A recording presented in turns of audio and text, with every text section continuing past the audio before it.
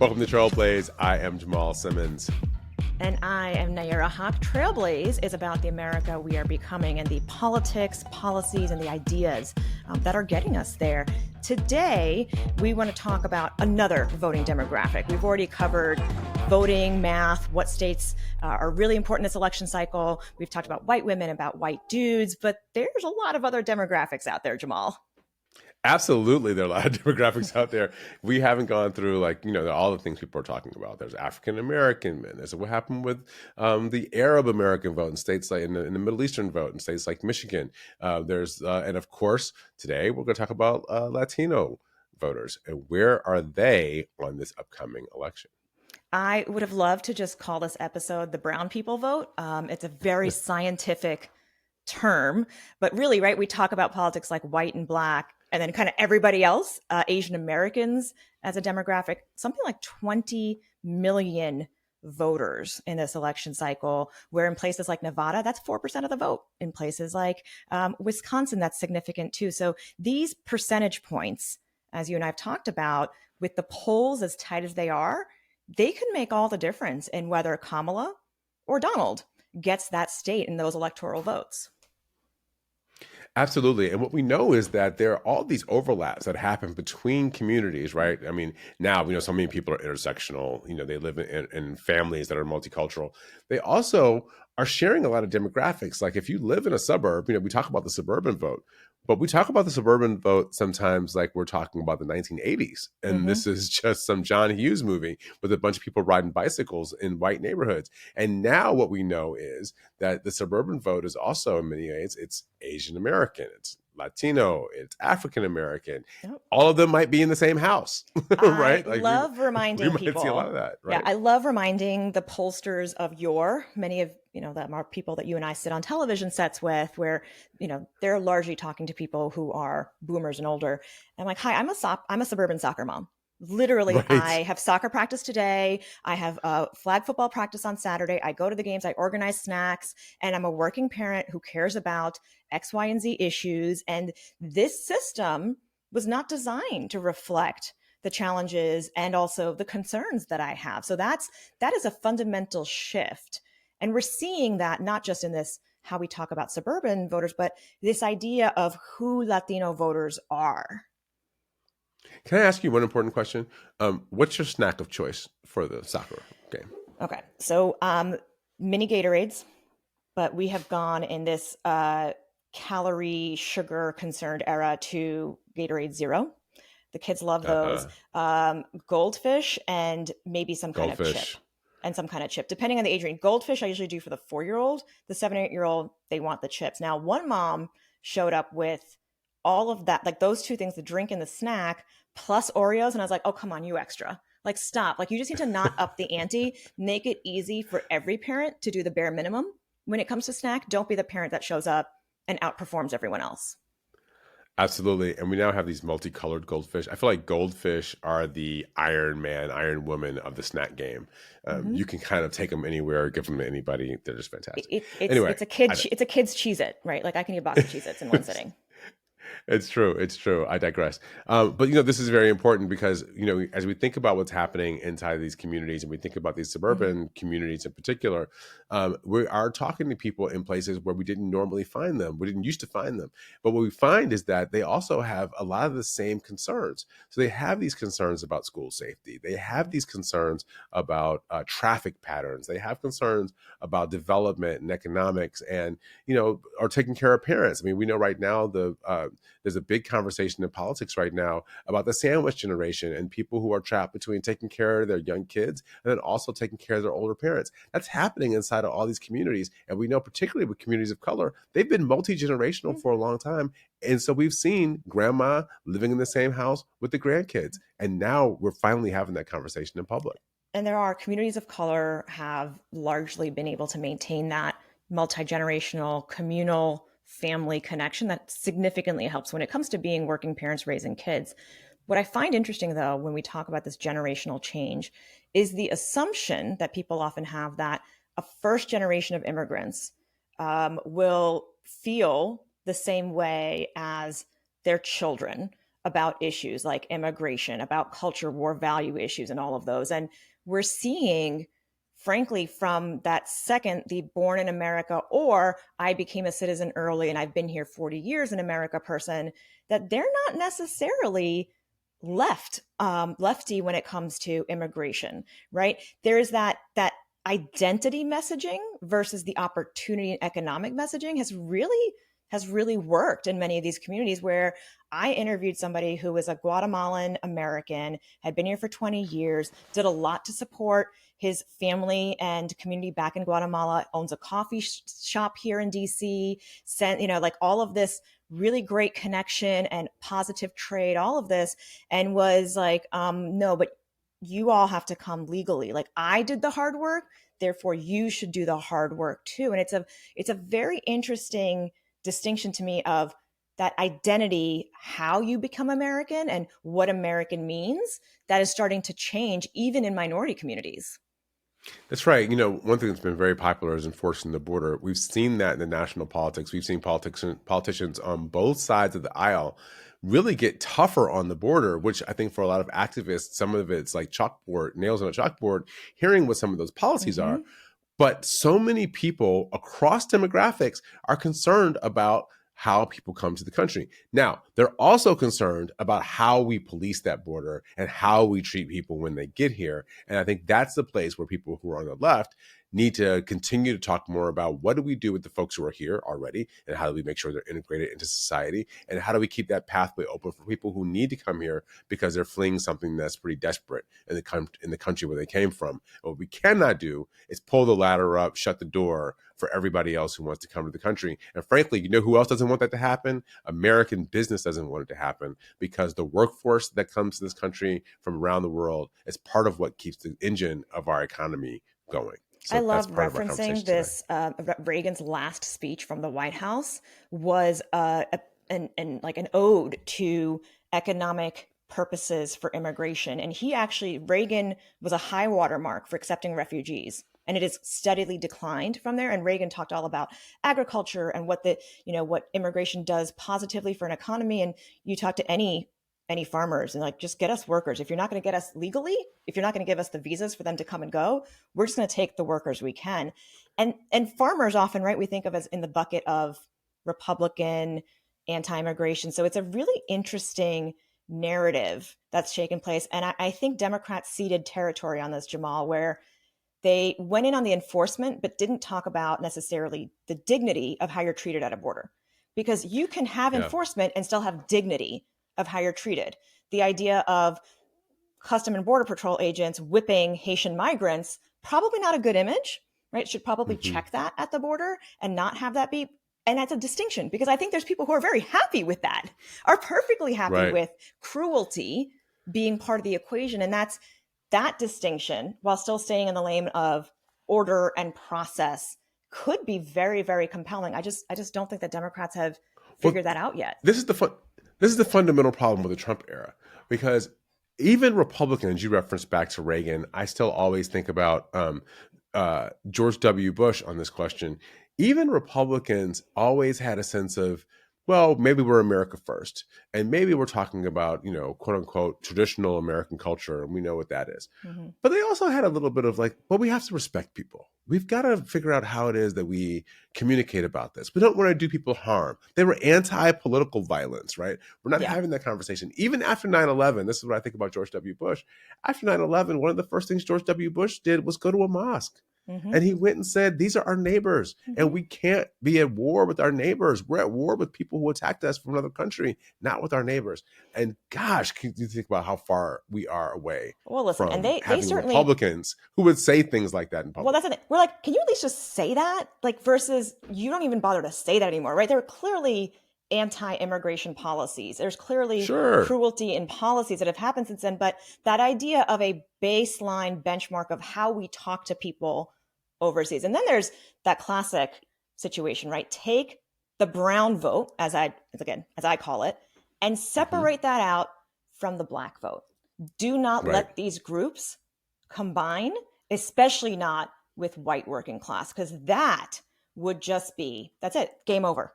You get Absolutely. that economic solidarity going, game over. So make brown people feel to some degree that they are better than this, even if they're not white. And you see this having played out with affirmative action admissions, where Asian Americans were, there was a group that led on behalf of Asian Americans that this is discriminatory towards them, blah, blah, blah. Great. Okay. Supreme Court buys it. It's done. Guess whose enrollment drops in colleges? Asian Americans. Wow. What did you think was going to happen there? But they were like, oh, you're taking Black people and not brown people. That's what you're doing, right? That's how this translates in a day-to-day basis, this idea of pitting these groups against each other. That's right. That's right. Yeah. I always wonder when it comes to affirmative action, when you look at these college admissions and you see some of these, 70%, 65% of the school is still white, 75% of the school is white. And then, you get the small number of people who are coming from Black and brown and Latino, communities.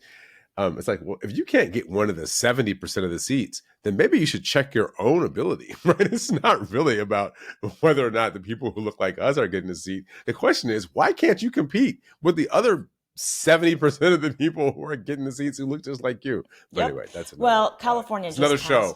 Well, California did just pass law that they're eliminating legacy admissions. So that should be fun, because we all know the money, mama and daddy's money, is the biggest affirmative action out there in American systems.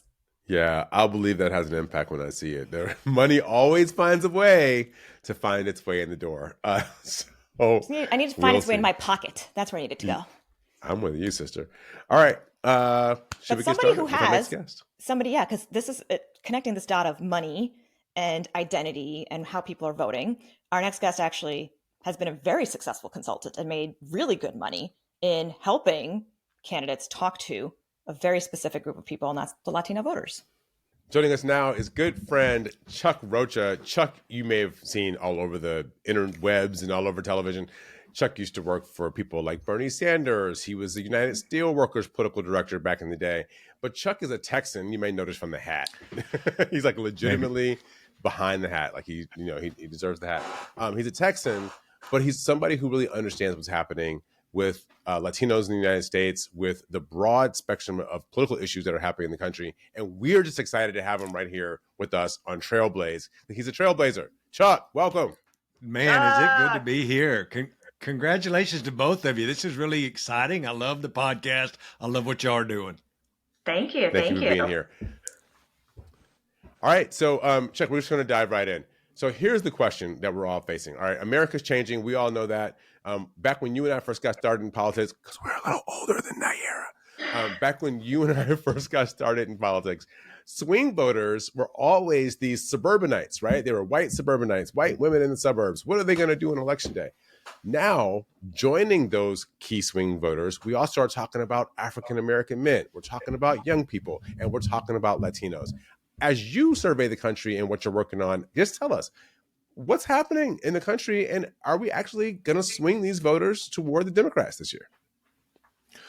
I think what you're witnessing, over time is you're seeing a vote that is maturing. And what I mean by maturing is that you can't say that we're getting real mature. If you listen to my podcast, the Latino Vote podcast, or about me for more than 10 minutes, I'm still not that mature. But the voters themselves are getting a lot more mature. The average age of a Latino voter in America is 27. You got to start there for all of you professionals who love this podcast that are nerds like us three. You got to understand that when you say, well, Latino voters are not performing at the same level as Black voters or white voters. And I'm like, yeah, because the average age of those two voters are 40, for God's sakes. And if you just look on the voter file, a 40-year-old votes a lot more often than a 27-year-old. So you start there. The second big thing that's changing is 15 or 20 years ago, about 18 years ago, the majority of Latino voters were foreign born. Guess what the majority of Latino voters are now? They're second generation, they're third generation. They're the kids and the grandkids of people that sacrificed a lot to get to this country for the American dream. And their kids and their grandkids act a little bit differently. There's not been a swing to the Republican Party in any way. But what you've been seeing is a soft siphoning off, especially under Donald Trump, of folks that are what I call Republican curious, especially a bunch of Latino men. So you just see a vote that's acting a lot differently. And to your point, Jamal, is getting a lot more persuasive, where you need to spend more time and energy to explain to a newer, younger, infrequent voter what you're going to do to help them. Chuck, there's always this idea of explaining the Latino vote to everybody else and saying, well, it's not a monolith. You have to understand the diversity. And we get it. I want to get past that and get deeper because there are certain things that, as you mentioned, this generational shift that are different and that may actually help connect some dots about why messages about Democrats are communists, Kamala's a communist, why those actually work in some of these demographics. Because we come from so many different places. If we level set here, you should know, and all your viewers should know, that about 63% of all Latinos in the country are Mexican American or come from Mexican American descent. But also, 75% of all the Latino voters in America do not live in a battleground state. They will not hear from Kamala Harris, and they will not hear from Donald Trump. Now, they'll see stuff on their crazy uncle's Facebook about Donald Trump, like you said, or they'll hear something from their cousin who said it's communist Kamala or some crazy shit. But the regular voters will not have any information from a presidential campaign because most of our population live in Texas, Florida, California, New York, and Illinois. 75% of all Latinos live there. There'll be not a dollar spent. But if you think about beyond the Mexican-American experience, it's the Latinos that live in battleground states. Let's just look at Pennsylvania. Yeah, most of the Latinos in Pennsylvania are Dominican and Puerto Rican. And Dominican and Puerto Ricans have a much different immigrant experience. They're U.S. citizens. Most of the folks in Pennsylvania actually moved from New York and New Jersey to escape high taxes. And then there was a whole climate emergency with a hurricane on the island that forced a lot of Puerto Ricans, over 100,000 of them, to move to Pennsylvania to live with relatives. So it's such a dynamic diaspora of not only is it from different regions of the country, you have all these Venezuelans and Colombians that have moved in, but even amongst Mexican-American voters, you have Mexicans like me with a cowboy hat from Texas who act much different than the Mexican from East LA. So you need a lot of time and effort to break apart these subsections of our voters. All right, so that's a great point you just made. So let's talk about Pennsylvania, because that's the place obviously everybody's paying attention to. We talk about the blue wall. We talk about what's happening in the battleground states. Are you seeing a difference among Latinos in Pennsylvania in terms of how they're performing for the Democrats versus Republicans versus the national numbers? You think, are they overperforming in Pennsylvania? Are they at like the historic number, or are they lower? Trump has been a phenomenon within the Latino voter segment, even in Pennsylvania, where these particular Latinos who are Puerto Rican are some of the most steadfast Democrats. And you know why? A, it's cultural, but B, they moved from New York and New Jersey. And guess what they were in New York and New Jersey? They were Democrats. Right. And their parents were Democrats. But what you've seen is them underperforming historic numbers in those areas as new Puerto Ricans and Dominicans have moved in there. And what you see is their kids and their grandkids. And folks are like, well, look, they're coming of age and they're voting Republican. Well, some of them are so left, they don't think the Democratic Party, a la Bernie Sanders, a lot of them are being lost to third party folks who they care a lot about what's going on in Gaza and Israel that we don't talk about because it's such a nuanced demographic. You talk about the nuance of the demographic, but you're also involved in trying to target and message and literally help candidates speak to these communities. So how do you actually manage to do that? Are there some common threads for this younger generation, right? Because there is a difference between folks, immigrants from the 80s and 90s versus the 27-year-old voter you're talking about now. Well, I think the big thing is that because of the world that we live in now, that's much different than when me and Jamal had hair and were young men working in this field. We only had 3 TV stations. It was much easier to get to them.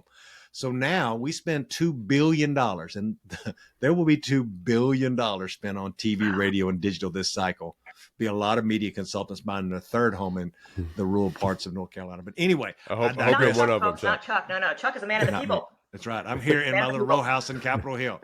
But what I'm getting at there is that because the channels have been spread out, it's not as much about messaging. It's about figuring out a tactic to get to those folks and give them a message, because while they're watching TV, even if they have a TV, even if they have cable, most of them don't. They're scrolling on TikTok and they're getting so much of their information from TikTok and some from Instagram Reels and some from some other. These younger folks are on TikTok. Whether you like TikTok or not, if you're not having a presence on TikTok, you're missing out this younger generation. The biggest difference in political campaigns from today to not even 6 years ago is when we saw voters who would go in and do a search for a candidate or an issue, they would leave a platform that they're on and go to Google and search. The biggest difference now is these young people search on platform. So they're searching on Instagram and they're searching way more on TikTok to get information about Kamala Harris or about Joe Biden or about whoever that may be. It's the biggest misstep of how we're not getting to these younger folks is because you can't advertise per se on TikTok. So folks are trying to buy influencers and have influencers say good things about them who support them. So it becomes more cumbersome. Is it enough return on the dollar? What does that mean in a points buy? Like all of your nerdy friends who are watching this podcast get that piece, but that's how they're missing this younger demographic. It's not because they're messaging to them wrong. It's just harder to get to them. Let's say just for a quick second, Jamal, follow up there, because that whole paying influencers was blew up as part of a negative Trump campaign story when we find out so many of these bro influencers were receiving money from Russia, that ostensibly they were giving pro-Russia and pro-Trump messaging. And we've seen a lot of effort from the Trump campaign to reach men, including men of all different demographics, on TikTok, on these places. So, is there an idea now of like the ideal Latino influencer, or is it far more broken out than that? What we're looking at is micro influencers in states. Because we're only spending money in a certain amount of states, you can look on the platform and figure out who is the Latino influencer in North Carolina.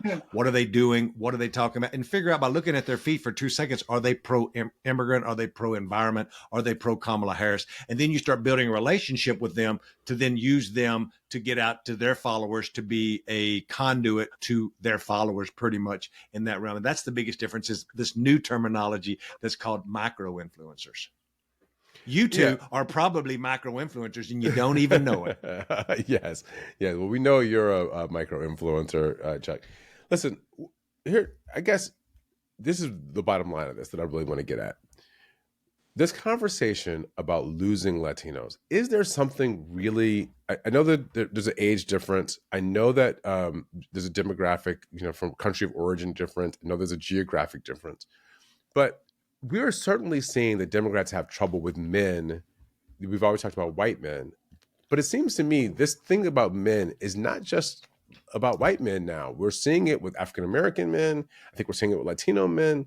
How do the Democrats communicate across this gender divide in a way that's compelling to get men to see themselves in the aspirations of the Democratic Party? The reason I'm chomping at the bit to answer that is, and you see my eye twitching, is because I live with it every day. I'm a much different consultant, not just because of this stupid cowboy hat, than most of the consultants in this world that we live in. I never went to college. I was a teenage father who I raised and had my boy for his whole life. He's 35 now, and I got 2 beautiful grandkids. And I tell you, and I have a criminal record. Any one of those 3 things would have kept me out of politics. Mm-hmm, but I have all 3 of them, and I am one of the most successful political consultants, thank God, in this town. Sir. And the reason I tell you that is there's a lot of Latino men, there's a lot of young black men who have come of age, who have, you can serve them all the abortion spots about Dobbs that you want to, but you're not speaking to them about things that are particularly important to that man. I'm very pro-choice. I'm very anti the Dobbs decision. I am lock, stock, and barrel with my sister saying this should be as important to me as them. But when you go down to the voter and what you're talking about, Jamal, it's the piece that I keep telling Democrats of why I joined the party. I was a union Democrat back in the day, and I joined the party because I was tired of seeing our jobs sent overseas. My factory was shut down. They sent my tire factory overseas. I worked in that factory. I joined it because I was tired of there being so much money and influence by rich people and regular folks not having a say in campaigns. You could say, drain the swamp. You could say that I wanted to put America first. I wanted to see our folks in this place taken care of, like all those men who, including my father, and 6 of my uncles who had lost their job at that tire factory. Now, What I just described is a lot of what Donald Trump is using. He don't believe in none of it, but he uses it to siphon off what we call non-college educated white men or non-college educated voters. Well, it just so happens that the biggest growth percentage of non-college blue collar workers are Latino men. 1 in 5 Latino men are tied to the housing industry. They're either building houses, they're pouring concrete, they're roofers, they're landscapers. 1 in 5, that's a lot. So that's when you saw the COVID thing happen and folks saying, we got to get this back open. We got to get people back to work because that over indexed. When Democrats say, Chuck, stop all the hollering and all the spitting at me, tell me what's the one thing I could do as a Democrat, if they're listening to me to begin with, to get these men back. And I say, use an economic populist message, the one I used for Bernie Sanders, for example, that over-indexed and had Latino men and women voting for him at large number. But root your narrative in the sanctity of work. There's one thing that we all have to do, and we all have to work. You can say, well, women work too. Absolutely. And by God, they work harder than men. But if you want to talk about messaging to men, talk to them about what it's like in the day of a worker to have to work and honor that work. And when I do a commercial, I say that work doesn't matter if you have to take a shower after you're done or you're putting on a suit and tie and you're taking a shower before you go. If you're a doctor or a lawyer or you're picking peas in a field somewhere, work is work. And we got to have work to do what? Provide for our family and make sure that our kids, our wife, our partner has everything that they need. That's the root of the comms. Yeah. Hold on, Naomi. I had a conversation with a Republican consultant about this, and he said to me, I'm going to be a little bit crass. He said, so let me just tell you drive down the street, you see a road crew on the side of the street, on the side of the highway. Who do you see in that road crew? You see some Latino guys, you see some white guys, you see a couple black guys, right? They're all on the road crew together. And so between paving and pulling up stuff and doing all the stuff they have to do, what do you think they're talking about? They're talking about sports. They're talking about women, and they're talking about the man having his boot on their neck. And so where is the Democratic Party in getting at that third thing about the man having his boot on their neck and how it is that they're going to be able to provide for their family, have a little dignity, take a vacation, do all the whatever the things are they want to do. And instead, we're talking to them in many cases about things that really aren't relevant to those three things that I was just talking about. Well, it's not lost on me that we are having a conversation about men with the two men here at the table. So I'm going to jump in for a second now, guys, and say I totally understand and agree with what you're saying about the populist economic value of work and dignity message. I actually think that the mistake the Democratic Party had made is including women but making the male message more about an intellectual economic, right? So women now get it's so hard, right? Work is so hard, balancing family, all of this, and the system isn't giving you the support that you need. It's not respecting your work. You're not getting paid what you should be getting paid. Women get that populist message, but Democrats still do that college-educated elite economic messaging when they think of broad male categories or just broad categories in general. And so I want to posit this, Chuck. Mm-hmm. The decline, we saw with the Teamsters Union a big disconnect, even though Biden-Harris administration bailed out their pension fund. The Teamsters didn't come together with an endorsement, mostly because the head of the Teamsters, likes Trump personally, and the rank and file were like, this is not going to work. The rank and file question, there is a much younger demographic for unions now, and the message that unions give about making sure that you can do collective bargaining, you can protect your rights, considering the fact that young people, which is essentially anybody under the age of 40, don't got a pension, don't got any work guarantees, gig economy, you're working 3 jobs to make the one salary that you use, so you ain't getting any time paid off. Like, that is a pro-union young person messaging and reigniting that whole thing in a way that crosses demographic lines. I couldn't agree more, and I think that's why you see now. You can agree again. You can agree again. That you got to have. I find it to be a helpful way of life to agree. With yeah, no, yes. I am not that stupid. I've been married for 45 days. I have to tell you, I can understand this to the T. But the important thing here is I think that if we take a step back and think about both of these demographics, younger men and women, unions are more popular than they've ever been, exactly because of what you just described.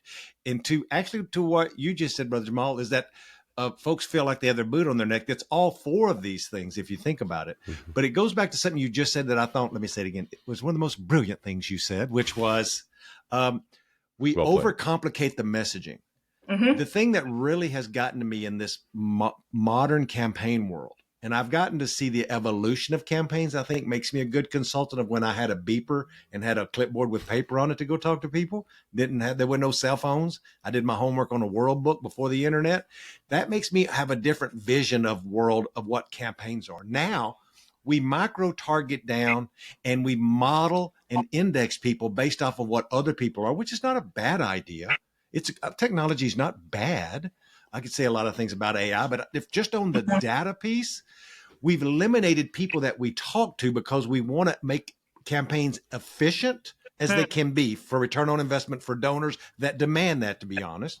And then we also lay over models of what it makes it easier to talk to. For those of you at home, there are two big models in Democratic politics, which is a persuasion model. What's the likelihood to persuade somebody D or R?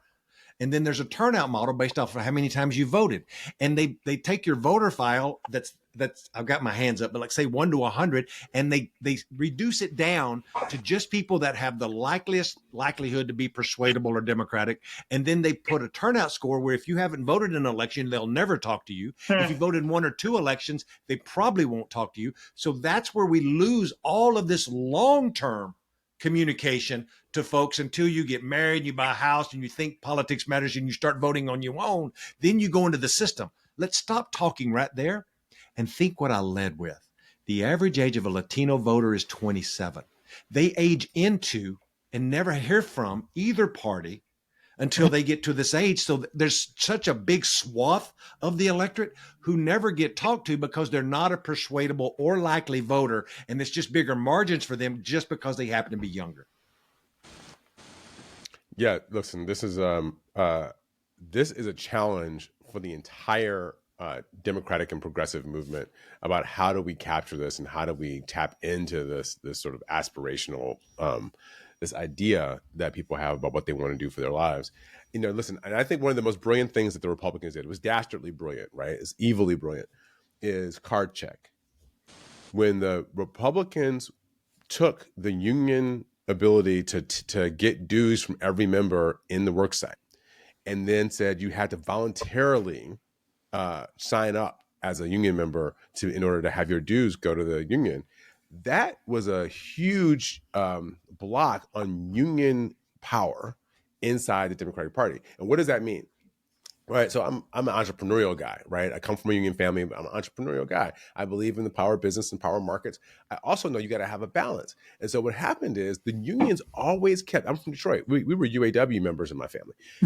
The unions always kept the Democratic Party tethered to the economic outcomes for voters.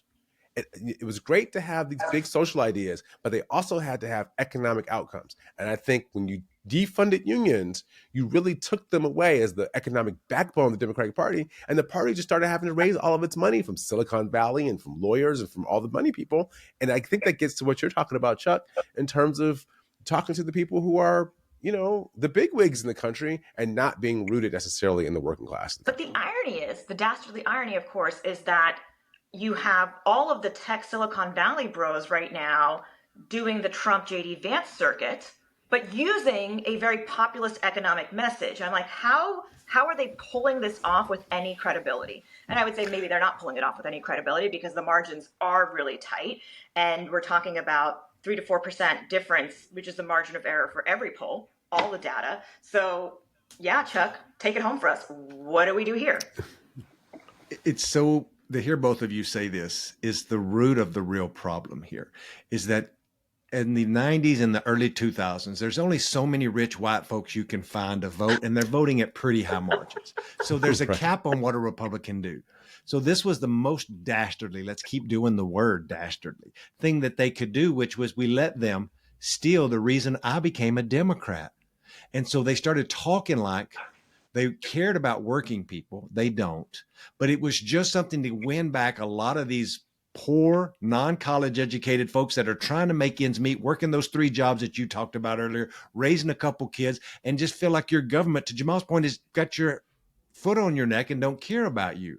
And then you have these crypto bros, and Donald Trump emerges with Make America Great, Drain the Swamp, and it sounds right. I'm telling everybody here that I worked for Dick Gephardt in 2004, and I helped run his presidential campaign, and him and a guy named David Bonnier and these old Democrats who were the stalwart of the UAW, stalwart of the steelworkers, who fought against NAFTA. NAFTA was passed by Bill Clinton, but was wrote by George Bush and passed by Republicans in Congress. And every rich person in Congress has always voted for free trade, while workers and worker representatives, 95% of them Democrats, have fought for workers. We as a party have gotten way too fancy and too cute +2 to bring a policy book to a knife fight. People want to hear in broad terms, what are you going to do to help me and help me immediately? Politicians have been lying to us our whole life, and I haven't gotten any better. My economic output hadn't gotten any better. And so what are you doing? And then here comes the Republicans and Donald Trump are like, we have a cap. How do we expand that cap? Well, let's start acting like we actually care about things like corporations making too much money, which is horseshit. But we allow them as Democrats, because we've forgotten how to fight the old-fashioned way, and let them own this space without taking them on to call bullshit. All right, Chuck, I got to ask you, as the Latino Vote podcast host, I got to ask you, what's your prediction? Make us a prediction. What's going to happen on Election Day with Latino Vote? Latino vote is going to look pretty historically like it was with Joe Biden 4 years ago. But that is, I'll remind everybody, less than where it was 4 years prior to that. There was, I think, stuff put out by Pew, that stuff being polls, where it shows a decline since Barack Obama in support for Democrats from the Latino vote. And it's slowly gotten better for Republicans. And that's because, as we started this podcast, you see an electorate maturing, and then you see anomalies like Trump compared to an anomaly, which was Barack Obama. Both super popular, well-known. Folks did not have to get paid advertising to know who they were or kind of what they stood for. You knew Barack Obama was hope and change, and you know Donald Trump, as crazy he is, wants to disrupt the system. Much of that's at the beset of democracy and other things. But you take those two things out, and I'll answer your question and shut up, is that we're going to be pretty close to where we were with Biden. The one thing that I've seen, and I'm working in 27 House races and 3 Senate races right now, is that you've seen a rebound of not only the general vote, but a big rebound of Latino voters, mainly Latinas. Thank God, women saving our ass again. Back to when Harris having the support almost at where she was for Biden, but it will get there by Election Day because those numbers continue to move in the right direction in weekly trackers. So what I heard and did we win the House? I heard you said 27 House races. Do we win the House, Democrats? Yeah, we'll win the House by 4 or 5. Maybe on a good night, we'll win by 8. All right. What I'm hearing from this is that there's a lot of discussion that needs to still happen about men, but ultimately women are going to come in and save the day. That's every time, right? Okay. Every time. Just wanted to make sure we all understood. Listen, from my lips to God's ears. From the cause. That's how it works in my house. My wife is always saving the day. I love having brothers. I I grew up as the only daughter in a family of brothers, and now I've got you guys too here to. So now you got 2 more brothers. Yeah, absolutely. So we're going to keep this going. Chuck, thank you so much for joining us and getting really nerdy in data with us, which I think is so helpful when we take it away from what we see on cable television and understand how people actually get connected to politics. For the next podcast, and before we go out, I'm always remiss to say that the biggest problem, single problem in all of our politics is that I look at these 3 beautiful faces on this podcast, and this is not what the hierarchy of Democratic consultants or the managerial parts of campaigns look like. Amen. At the presidential level, Julie Chavez Rodriguez is doing an amazing job. But at this House and Senate level, the party committees and the super PACs are doing an excellent job now. But when you get to the candidate level, there's not a Black person, there's not a Latino, there's not a multicultural person of any sorts managing any of these races or making any strategic decisions on those races at the ground level. And that's where we fundamentally need to change and disrupt the system. All right. Amen. We heard it from your mouth to God's ears. Boom. Thanks for being on Trailblaze.